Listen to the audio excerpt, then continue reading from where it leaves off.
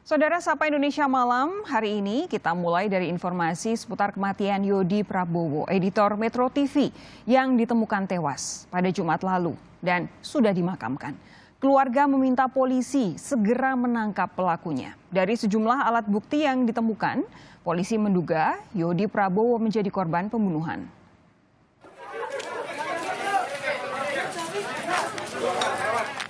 Isak tangis keluarga mengiringi pemakaman Yodi Prabowo. Editor Metro TV itu dimakamkan di TPU Sandratex, tak jauh dari rumah duka di kawasan Rempoa, Tangerang Selatan. Sang adik, Dimas, mengaku sangat kehilangan sosok sang kakak yang selama ini cukup dekat dengannya. Akhir-akhir ini sering ngaji tiap tengah malam. Sholatnya juga rajin. Tahu itu makanya saya kaget banget. Katanya ada yang katanya pernah dengar abangnya pulang itu ya, Pak? Hah? Pernah dengar abangnya pulang? Itu adik saya yang kecil. Di mana ceritanya? Itu katanya malam-malam pas Rabu malam ya dia kebangun kan. Kayak katanya di depan pintu ada yang ngelongok mirip almarhum. Yodi Prabowo ditemukan tidak bernyawa pada Jumat 10 Juli lalu di pinggir tol Jor, Pesanggerahan, Jakarta Selatan. Menurut keterangan polisi, Yodi diduga menjadi korban pembunuhan. Karena yang bersangkutan adalah selaku editor, yang kami temukan adalah satu set baju lengkap, kemudian handphone korban, kemudian juga ditemukan ada luka-luka dari korban. Kemudian juga ditemukan satu bilah pisau.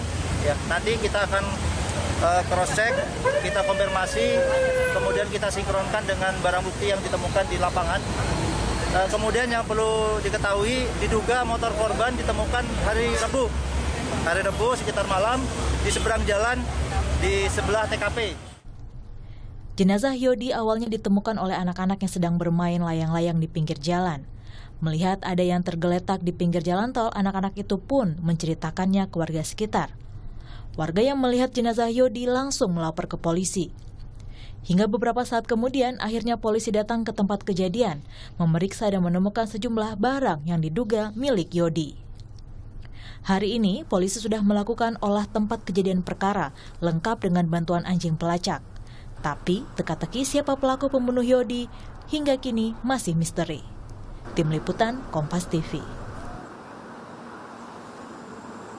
Siang tadi, polisi sudah melakukan olah tempat kejadian perkara di pinggir tol Jor Ulu Jami di kawasan Pesanggerahan, Jakarta Selatan.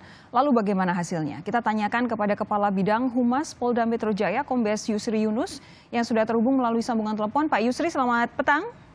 Selamat petang, Mbak. Dengan Sofi, Bapak Kompas TV. Kita juga akan berbincang dengan Ibunda almarhum Yodi Prabowo, Ibu Turinah, untuk mengetahui apa saja yang masih menjadi misteri atas dugaan pembunuhan Yodi. Selamat petang, Bu Turinah. Kami mewakili Kompas TV, saya mewakili teman-teman di Kompas TV mengucapkan turut berduka cita sedalam-dalamnya atas kepergian Yodi Prabowo, ya Ibu ya. Terima kasih, Mbak. Terima kasih. Ibu, mohon maaf kalau kemudian ini membuat Anda dan keluarga jadi sedih lagi begitu. Apa perbincangan terakhir Ibu Turinah atau mungkin keluarga dengan almarhum Yodi sebelum dia pulang dari kantor Metro TV waktu itu, sebelum akhirnya hilang sampai dengan 3 hari, Bu Turinah? Dia sih kan tipikal yang jarang ngomong ya, Mbak. Agak tertutup gitu. Cuman lihat gelagatnya dia aja yang saya pikir janggal. Nggak kayak biasanya. Sering murung, terus makan juga kayaknya nggak selera gitu, saya amat-amatin. Udah gitu kalau saya misalnya pergi kemana gitu maksudnya ngerjain kerjaan saya di dapur atau di mana, dia selalu ngikutin terus, Mbak. Ngikutin. Ini sudah terjadi berapa lama, Ibu? Dia pasti ngikutin. Ya baru 3-4 hari sebelum kejadian. Pas dia kan sempat cuti tuh, Mbak, 4 hari. Sempat cuti dari hari Jumat, Sabtu, Minggu, Senin tuh cuti. Nah itu Selasa sorenya dia udah mulai kerja. Saya pikir dia masih cuti kan. Makanya saya pas dia lihat gelagatnya seperti itu, saya berpikir ini nanti malam nih mesti saya tanya kenapa dia begitu. Pas malam Rabunya sih niatnya mau nanyanya malam Rabunya. Ternyata Selasa sorenya dia berangkat. Saya ngira dia masih cuti Mbak, makanya saya nanyanya tuh pelan-pelan, nanti malam aja kalau udah ada kondisinya udah memungkinkan. Soalnya kalau siang pun kan di rumah kan selalu rame. Ya. Jadi saya nyari waktu yang tepat untuk istilahnya curhat sama anak saya, nanyain apa yang lagi dia rasakan gitu Mbak. Ternyata sorenya itu dia sebelum saya sempat nanya dia udah kerja, ternyata dia berangkat kerja Mbak. Makanya saya kalau tahu dia sorenya itu mau berangkat kerja ya saya mungkin bisa langsung nanya ke dia. Saya salahnya tuh nggak langsung nanya gitu kenapa dia begitu. Ibu, kematian tidak ada yang tahu. Ini bukan salah Ibu kalau kemudian tidak sempat berbincang dengan almarhum Yodi. Tapi memang tidak ada apa ya semacam curhat begitu. Apa yang membuat Yodi sempat tidak mau makan, sempat membuntuti Ibu kemana-mana? Enggak Mbak, dia nggak ngomong apa-apa. Dia tuh kalau saya nggak tanya dia pasti nggak ngomong. Itu seharusnya saya nanya Mbak, seharusnya langsung saya tanya. Cuman kan saya nunggu waktu yang tepat. Lagi pula saya pikir dia malam Rabunya itu masih cuti gitu Mbak. Ternyata dia masuk. Terus saya kan akhirnya berubah pikiran. Ya udah kalau dia emang kerja besok aja saya mau tanya kalau udah pulang paginya atau siangnya. Dia kan kalau misalnya berangkatnya jam 3-an gitu kan pulangnya jam 12 malam Mbak. Iya betul. Jadi saya masih ada waktu untuk nanyain dia besok paginya. Ternyata dia besok paginya nggak pulang juga. Lalu waktu Yodi sempat hilang, tidak ada kontak selama 3 hari, apa yang dilakukan pihak keluarga? Pasti menghubungi kantor Metro TV, adakah hal-hal yang lain? Ada kemudian yang mungkin berusaha untuk mengontak orang tua atau keluarga? Nggak ada Mbak, temannya juga nggak ada yang ngontak. Tapi saya, orang yang pertama saya hubungi itu pacarnya. Ya saya nanya ke pacarnya, dia lihat nggak Yodi, saya bilang gitu. Pacarnya pun nggak tahu. Tapi dia bilang kontak terakhir tuh malam Rabu sempet chattingan sama Yodi. Jadi Selasa malam sempat kontak dengan pacarnya ya? Jam 10 Mbak, itu jam 10 malam. Dia bilang, kan dia sempat bilang ke pacarnya kalau handphonenya error. Ini posisi masih di kantor berarti? Oh bisa jadi enggak. Waktu chattingan sama pacarnya? Ya betul. Masih di kantor Mbak. Oke, masih di kantor ya? Masih di kantor. Iya, terus aku pikir mungkin karena handphonenya error kali dihubungi dari tadi kemarin kok nggak bisa, aku bilang gitu. Bisa jadi Bu katanya gitu, kata pacarnya kan. Cuman aku terakhir itu sama dia sih, dia bilangnya udah handphonenya udah bisa. Dia bilang, berarti tuh waktu dia chattingan sama kamu itu yang diomongin sama kamu itu apa? Saya bilang gitu waktu jam 10 malam itu Bu, dia bilang alhamdulillah handphonenya udah bener, dia bilang gitu. Ya udah kamu sekarang tidur ya, bilang gitu sama pacarnya. Udah akhirnya semenjak itu dia langsung udah langsung tidur. Besok paginya dia menghubungi udah nggak bisa lagi. WA telepon segala macem. Saya juga sama begitu Mbak. Hari Rabu paginya udah nggak bisa dihubungi. Lalu waktu hari Jumat, Ibu dan juga keluarga mendengar kabar soal kematian Yodi dari siapa? Dari temennya Mbak, melalui sosmed.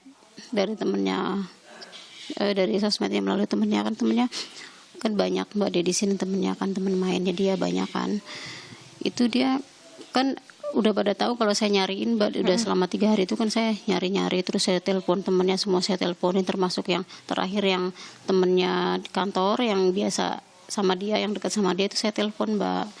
Dia bilang, kan saya tanya, Bahtiar, namanya Bahtiar, Mbak Bahtiar kamu lihat nggak, lihat Yodi nggak, saya bilang gitu. Nggak lihat Bu, udah 2 hari ini di sini nggak masuk, dari hari Rabu sama Kamis udah nggak masuk. Itu juga dia nggak izin katanya gitu. Saya bilang loh, kayaknya anak saya selama kerja di situ kalau emang nggak masuk dia selalu izin. Saya bilang gitu, ada apa kok dia nggak izin ya? Dia bilang nggak tahu Bu, orang waktu terakhir saya lihat Selasa sore itu malam Rabu itu dia masih masuk, masih kerja, kata temennya gitu. Ya memang dari rumah juga dia Selasa sore itu masih kerja, tapi pas sekitar jam 10:30 katanya dia izin minta pulang cepat. Oke. Dia bilang gitu. Saya bilang minta pulang cepat untuk apa? Sedangkan saya di rumah nggak ada yang ibaratnya pesan ke Yodi suruh pulang cepat atau gimana. Saya bilang ini kenapa dia pulang cepat gitu Mbak. Oke. Jadi hari Jumat itu mengetahui kabar soal Yodi dari teman-temannya. Boleh tahu sosmednya apa Ibu? Melalui WhatsApp kah atau melalui apa? WhatsApp. Melalui WhatsApp ya? WhatsApp Mbak, dari WhatsApp. Oke. Oke, jadi itu pertama kali Ibu mendengar kabar atas meninggalnya Yodi ya? Ibu sebentar, saya mau berbincang dengan Pak Yusri. Pak Yusri, hari ini ada olah tempat kejadian perkara. Apa yang bisa diambil kesimpulan oleh polisi Pak dari olah TKP hari ini? Terima kasih Mbak Sofi, selamat malam. Selamat malam Bu, kami dari pihak kepolisian, mewakili kepolisian mengucapkan bela sungkawa ya dalam-dalamnya. Selamat malam Pak. Iya Pak. Ya, terima kasih Pak. Ya terima kasih. Memang hari ini kita telah melakukan pertama pagi tadi melakukan ANEF ya. Analisa dan evaluasi dalam bentuk gelar perkara untuk bisa mengumpulkan hasil-hasil keterangan dan juga bukti-bukti yang ada Mbak Sofi. Dari 12 saksi yang sudah kita lakukan pemeriksaan, baik itu dari saksi berapa saksinya Pak? 12 saksi 12 ya? Pemeriksaan Mbak. Nah, dari ke-12. Kemudian siang tadi kita lakukan lagi adalah olah TKP. Kita memang melibatkan dalam hal ini adalah K9 atau K9 anjing, ada 2 anjing yang kita turunkan di sini karena ada 2 bukti yang coba kita selusuri. Yang pertama adalah baju korban sendiri atau jaket korban sendiri, kemudian yang kedua adalah pisau. Karena memang pada saat kita lakukan olah TKP pertama, kita temukan ada pisau dapur ya sebagai barang bukti di TKP pada saat itu. Nah, kemudian dari kedua barang bukti tersebut memang yang pertama adalah sampel baju ini yang memang cuma mengarah ke sekitar TKP saja. Kemudian yang dari pisau ini sempat mengarah ke sekitar 500 meter lah dari TKP ini. Ya, itu mengarah kepada sebuah warung. Nah, ini yang akan nanti jadi bahan catatan buat para penyidik. Ini warung apa, Pak Yusri? Warung di pinggir danau sana, Mbak. Ada warung di pinggir danau, tapi ini kan masih dalam pendalaman tim penyidik nantinya untuk ke depan nanti seperti apa nantinya. Ini sebagai bukti-bukti kita tidak kumpulkan selama olah TKP. Oke, ini warung kopi begitu atau warung apa? Makanan? Warung-warung makanan, Mbak. Di situ di pinggir danau situ, Mbak. Oke. Sambil ngopi-ngopi, Mbak. Jadi itu tadi yang kami dengar memang anjing pelacak beberapa kali mengarah ke warung. Jadi dari warung ini apa yang kemudian diambil begitu atau diperiksa oleh polisi? Kita masih mendalami semua, Mbak. Nanti pelan-pelan nanti akan kita sampaikan. Karena memang penyidik dalam hal ini yang dibentuk oleh Kapolda Metro Jaya ya, dan juga Polres Jakarta Selatan terus mengumpulkan keterangan-keterangan dan bukti-bukti yang bisa. Karena memang arah daripada kita menghadirkan K9 di sini adalah untuk bisa mengetahui jalur korban maupun juga diduga pelaku kemungkinan apakah melewati daerah mana saja ya. Hanya ini kita coba melalui menggunakan pisau. Ya. Pisau dapur yang memang ada ditemukan pada saat itu, Mbak. Oke, dari pisaunya juga belum ada hasil yang spesifik yang bisa dibagi ya Pak ya? Sementara ini kami belum bisa sampaikan, Mbak, karena ini adalah muatan para penyidik, Mbak. Pak, yang kami tahu ini sudah beredar begitu, baik di media sosial maupun di antara kami, wartawan televisi, bahwa